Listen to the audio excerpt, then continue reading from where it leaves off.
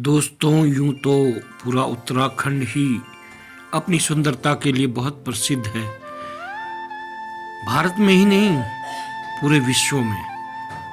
यहाँ का गढ़वाल हो या जौनसार हो या कुमाऊं, हर जगह की प्राकृतिक सुंदरता मन को मोह लेती है।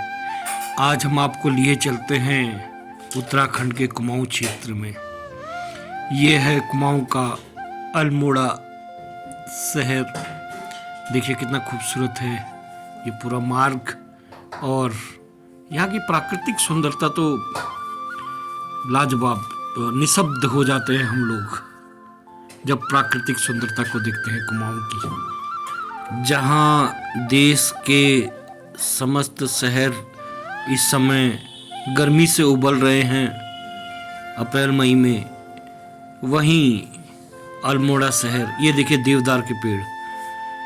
निश्चित रूप से यहाँ बर्फ पड़ती होगी दोस्तों, क्योंकि ये वृक्ष वहीं पर होते हैं ज़्यादातर। ये देखिए खूबसूरती, दूर पहाड़ियाँ अल्मोड़ा की, देखते ही मतलब आंखों को सुकून सा मिल जाता है। एक अजीब सा आनंद, एक अजीब सी सुगंध अपने कुमाऊं की। और आजकल कुमाऊं का वो प्रसिद्ध गीत अल्मोड़ा अंग्रेज आयो टैक्सी में सुनाई होगा आपने। दोस्तों, अंग्रेज आए ना आए, आप लोग जरूर आइएगा अल्मोड़ा घूमने और यहाँ की इस खूबसूरती का आनंद उठाइए। देखिए तो कितना सुंदर है अपना अल्मोड़ा। अल्मोड़ा की समुद्र तल से ऊंचाई 1604 मीटर है। और हाँ दोस्तों, एक बात तो मैं भूल ही गया था, अगर आप अल्मोड़ा आए और यहाँ की बाल मिठाई ना खाएं तो फिर आपके आने का कोई फायदा नहीं दोस्तों। यहाँ की बाल मिठाई पूरी दुनिया में बहुत प्रसिद्ध है। तो जब भी यहाँ आए, बाल मिठाई का आनंद जरूर लें और साथ ही अपने परिवार के लिए, मित्रों के लिए जरूर उसे खरीद के ले जाएं दोस्तों।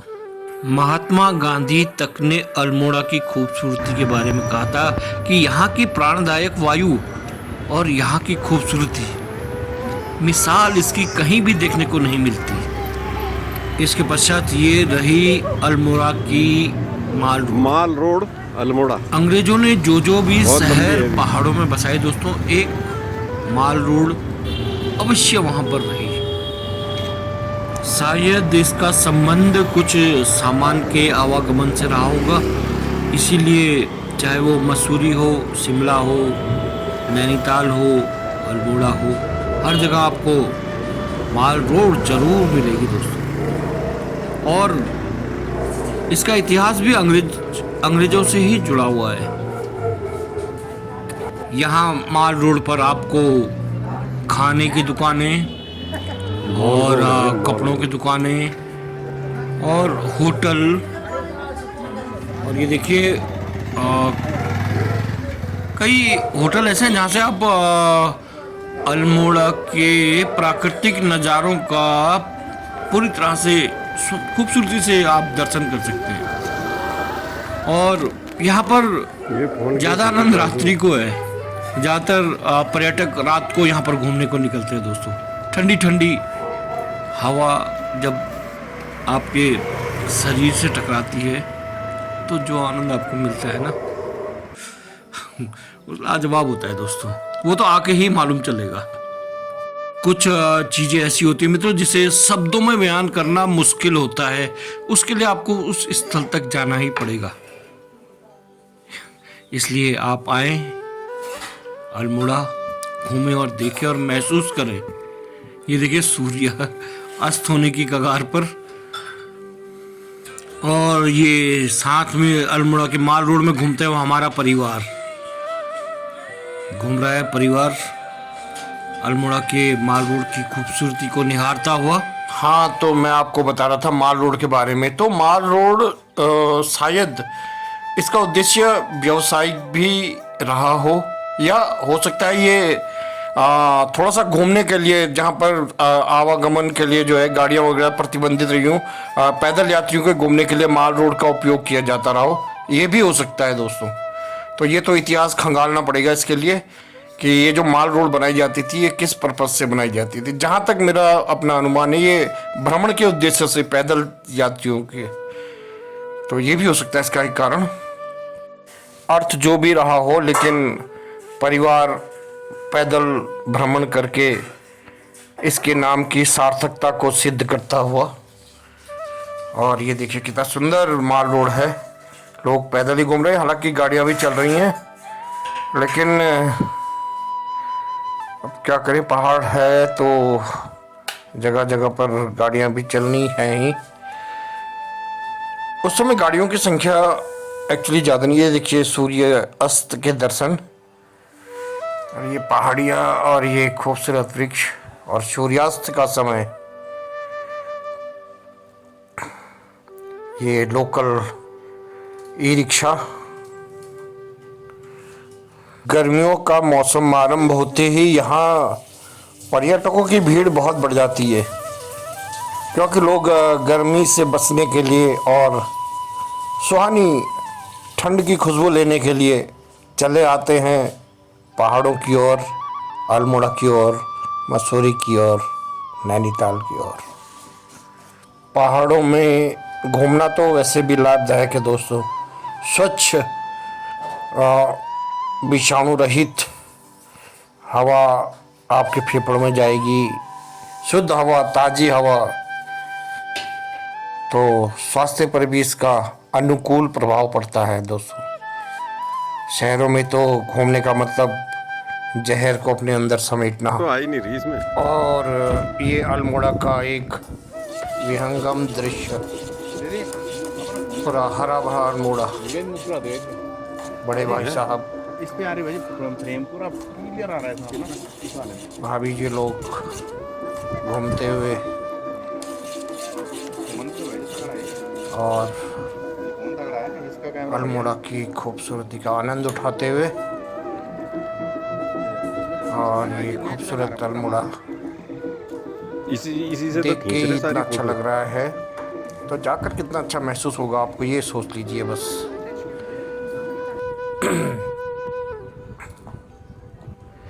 आबादी भी अब धीरे धीरे यहाँ पर काफ़ी हो गई है।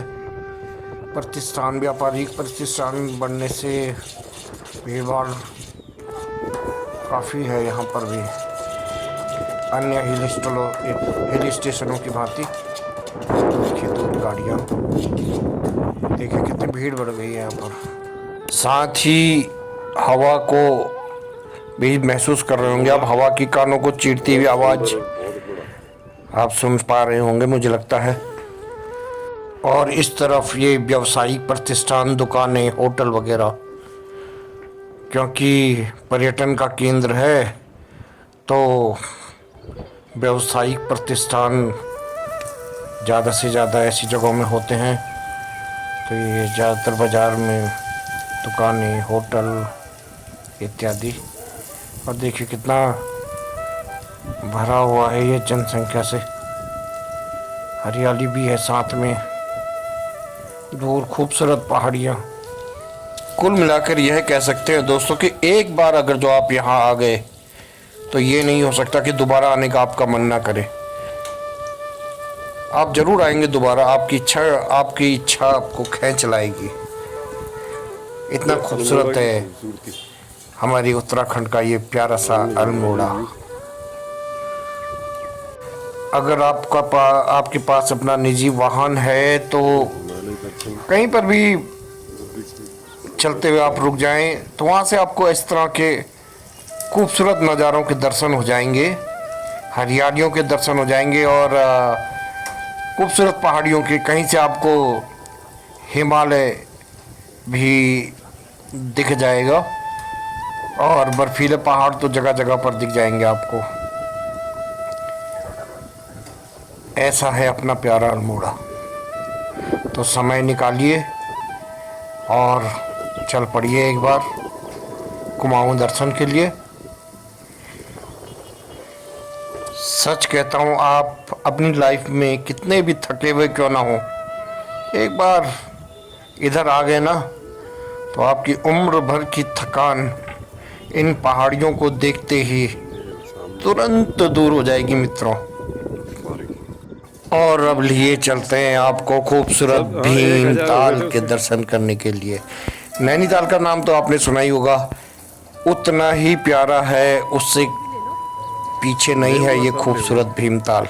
देखिए तो सही, कितना सुंदर, कितना मनमोहक, कितना प्यारा है ये भीमताल। बोटिंग भी हो रही थी उधर, बोटिंग भी हो रही। अगर आपको नौका विहार का शौक है तो आपको नौकाएं भी यहाँ पर उपलब्ध हो जाती हैं मित्रों, आप देख ही रहे होंगे। चला जाएगा तो जाने दे, क्या करें, तू नया दिला दिया। नैनीताल से भीमताल की दूरी 21 किलोमीटर है और विशाल काय होने के कारण शायद इसका नाम भीमताल रखा गया हो, या कोई और वजह भी हो सकती है। जब मैंने यह ताल समुद्र में मोटर नैनीताल से भी बड़ा है और ऐसा भी माना तो जाता गिरा है है नहीं। कि ये नैनीताल से भी बहुत पुराना है। तो अब सच है, इसका आकार त्रिभुजाकार है और इसके किनारे में एक सुंदर सा मंदिर भी स्थित है, जो कि पर्यटकों के लिए बहुत आकर्षण का केंद्र है और दूर दूर के पर्यटकों को असीम आनंद की अनुभूति प्रदान करता है मित्रों। कहा जाता है कि पांडवों के भाई भीम के नाम पर भी इसका नाम भीमताल पड़ा और प्रवास के दौरान जब पांडवों को प्यास लगी तो भीम ने यहाँ पर गदा मार करके पानी को उत्पन्न किया चलने वाली बोट। और उसी उत्पन्न पानी से यहाँ पर ये ताल बना, जिसे आज भीमताल कहा जाता है। मुझे अपने जीवन काल में 2 बार भीमताल जाने का मौका मिला दोस्तों। एक बार तो मैं बिल्कुल ही नहीं घूम पाया, बस चलते फिरते ही यहाँ से गुजरा, लेकिन दूसरी बार बहुत अच्छा मौका था जब हमारी टीम जिसमें कि 10 सदस्य थे यहाँ घूमने के लिए आई थी। लेकिन जैसे ही हम लोग यहाँ के लिए निकले तब तक मुझे मेरी ज़िंदगी की बहुत ही बड़ी दुखद घटना की सूचना मिली। मेरे पिताजी का देहांत हो गया था देहरादून में, सो मुझे अचानक से देहरादून वापस जाना पड़ा, जबकि मेरी पूरी टीम भीमताल में लगभग 1 हफ्ता रुकी और यहीं KMVN का होटल है भीमताल के बगल में, वहाँ पर वो टीम रुकी हुई थी दोस्तों। तो उस दफ़ा भी मुझे बहुत कम समय भीमताल में गुजारने का मौका मिला, बहुत कम समय क्या, मात्र 1 दिन मैं भीमताल में रुका यही बगल में। तो मैं मतलब भीमताल घूम नहीं पाया क्योंकि मेरे साथ बहुत बड़ी दुर्घटना, मैंने आपको बताया जैसा कि वो हुई थी, तो मुझे का सुंदर घर में जाना पड़ा और मुझे लगभग 10-11 दिन घर में रहना है। तब मैं वापस आया तो टीम उस समय वापस जाने की तैयारी में थी, तो थोड़ा सा ही देख पाया मैं भीमताल। लेकिन इस बार मेरी योजना है कि परिवार के साथ पत्नी और बच्चों सहित मैं भीमताल जाऊं और कुछ समय वहां गुजारूं, बोटिंग करूं। ये देखिए बोटें, नाव, तो देखो सब कुछ ठीक रहा तो भगवान की दुआ से जल्द ही एक बार फिर भीमताल घूमने का अवसर मिलेगा। एक्वेरियम है बीच में और ताल के मध्य में वो रहा खूबसूरत एक्वेरियम।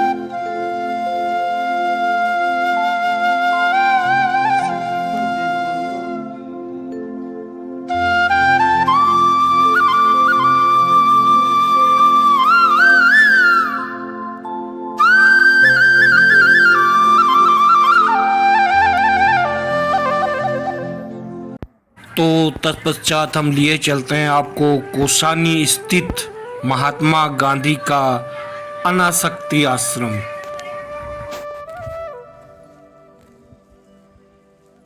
ये रहा मित्रों इसका प्रमुख द्वार, जहां से आप अंदर प्रवेश करते हैं और आश्रम की सीमा प्रारंभ हो जाती है। सर्दियों के मौसम में आप यहां से बर्फ से ढकी पर्वत श्रेणियों का भी आनंद उठा सकते हैं मित्रों। जी हाँ, और महसूस कर सकते हैं कि ऐसी खूबसूरती जो आपने पहले कभी नहीं देखी होगी। ये है ना, सूर्य की किरणें इन पर पड़ती हैं तो ये बर्फ से ढकी चोटियां चमक पड़ती हैं और बहुत ही खूबसूरत लगती हैं। ये देखिए कुछ संदेश लिखे हुए हैं यहाँ पर। यहाँ से पंचाझोली, नंदा देवी आदि कई पर्वत श्रृंखलाओं का नज़ारा आप देख सकते हैं दोस्तों, बशर्ते कि मौसम ठीक रहे। यदि बादल लगे रहे तो उसमें ये देखिए कुछ लिखा है यहाँ पर भी, महात्मा गांधी जी के बारे में आप पढ़ सकते हैं। महात्मा गांधी विश्राम करने के उद्देश्य से 2 दिनों के लिए कौसानी आए थे 1929 में, 1929। लेकिन दोस्तों क्या आपको मालूम है कि यहाँ की खूबसूरती और सुंदरता देख करके उनका मन मंत्रमुग्ध हो गया और उन्होंने 2 के बजाय यहाँ पूरे 14 दिन का प्रवास किया। यहाँ पर उन्होंने अनासक्ति योग पर टीका लिखी थी। ये खूबसूरत आश्रम शांति से चारों तरफ बिल्कुल शांत है, आप देख ही रहे होंगे, और जहाँ की हाँ आ गया भाई साहब। महात्मा गांधी की यादें सजो कर रखी गई हैं। ये देखिए दोस्तों चारों तरफ हरा भरा, बिल्कुल असीम शांति का बस अनुभव। आपका आ गया मैं। और ये रहा आश्रम अंदर। प्रार्थना भवन में अंदर फोटो नहीं खींचना खींच मना है मित्रों, तो यहीं तक कैमरा जा सकता है। और अब फिर से देखिए ये खूबसूरत दृश्य कैसा लग रहा है दोस्तों, मन कर रहा है ना एक बार पुनः कुमाऊं घूमने का और कौसानी आने का। देखिए कितना खूबसूरत परिदृश्य है, चारों तरफ खूबसूरत हरे भरे पहाड़, और ये देखिए खेती कितना खूबसूरत लग रहा है चारों तरफ।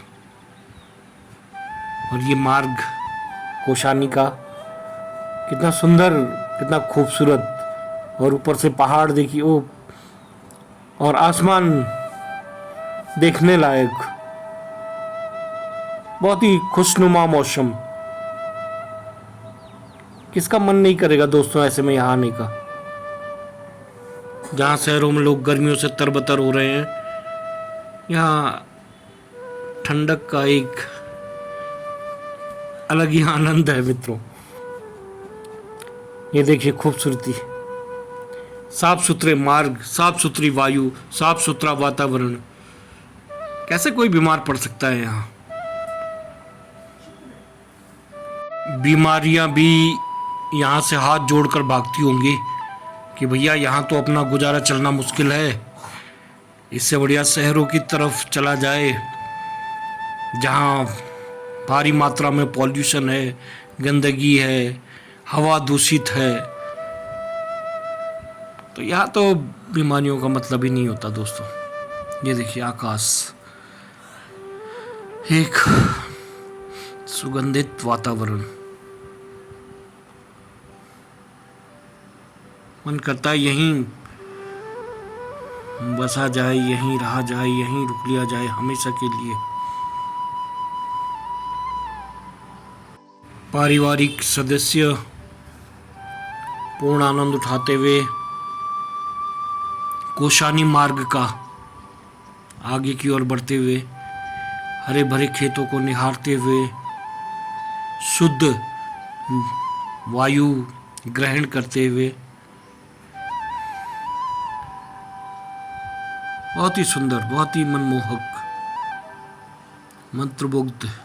सच कहूं दोस्तों तो घूमने का मजा तो अपने पहाड़ों में ही है, बजाय शहरों के। कहीं भी चल जाइए, दिल्ली, मुंबई, केरला, मद्रास, लेकिन जो मज़ा अपने उत्तराखंड की पहाड़ियों में है या कहीं की भी पहाड़ियों में है वो तो कहीं भी नहीं है दोस्तों।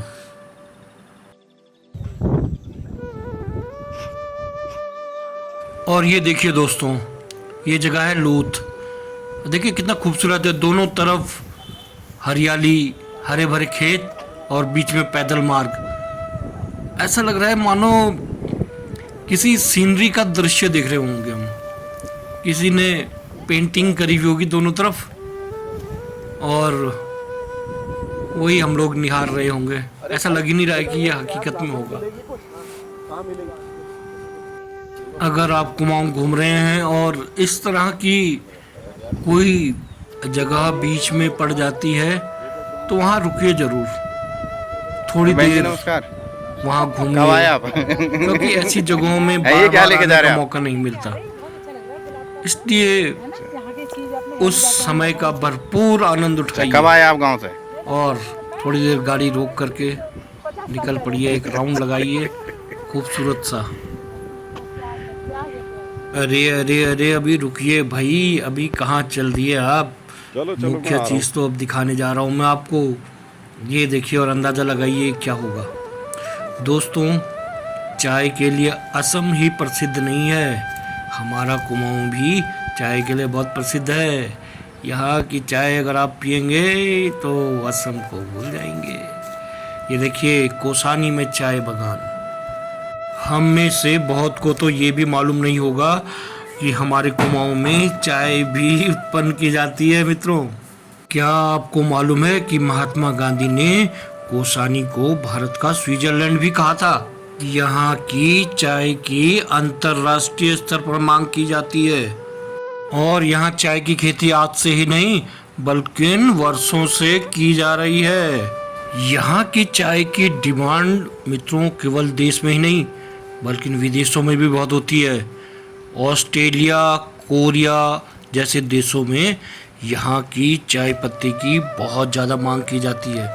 उत्तराखंड में सिर्फ कोसानी में ही चाय का उत्पादन नहीं होता बल्कि नैनीताल बगान और कोसानी। चंपावत जिले में भी चाय बगान चाय का उत्पादन होता है और ज़्यादातर यहाँ ढाई पत्तियों वाली चाय का उत्पादन होता है दोस्तों। ढाई पत्तियाँ होती हैं, वो तो आपको देखने से ही पता लगेगा जब जाएंगे आप कि ढाई पत्तियाँ इस तरह से होती हैं। और इस चाय के बगान के पश्चात दोस्तों 5 दिवसीय ये कुमाऊं यात्रा संपन्न होती है। इसके पश्चात गढ़वाल के रास्ते श्रीनगर से देहरादून की ओर प्रस्थान किया जाएगा। अगर आपको अच्छा लगा हो ये कुमाऊं का दृश्य देखने में तो चैनल सब्सक्राइब कीजिएगा और अवसर मिले तो कुमाऊं घूमने का मौका नहीं चूकिएगा। वैसे तो पूरा उत्तराखंड ही हम लोग घूमते रहते हैं, गढ़वाल तो घूमिए ही घूमिए, लेकिन कुमाऊं भी ज़रूर घूमिएगा। बहुत खूबसूरत है, बहुत ही सुंदर है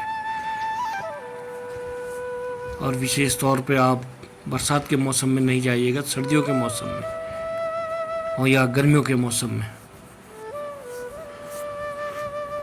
तो इसी के साथ मैं बूढ़ाकोटी भैची आपसे विदा लेता हूँ, इस विश्वास के साथ कि अगली बार अगर जो कहीं घूमने गया, अगर क्या जाऊँगा घूमने और आपको एक नई जगह के दर्शन ज़रूर कहूँगा। तो नमस्कार, फिर मिलते हैं नए ब्लॉग में।